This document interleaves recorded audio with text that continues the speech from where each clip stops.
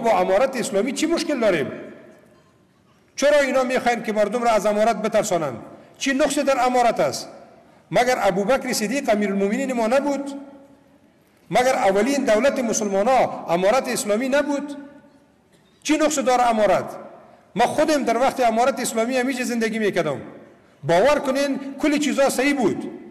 کسی دروازه کسی را تک تک کرده نمیتونست، کسی سونی بچه کسی کرده نمیتونست، سونی دختر کسی کرده نمیتونست.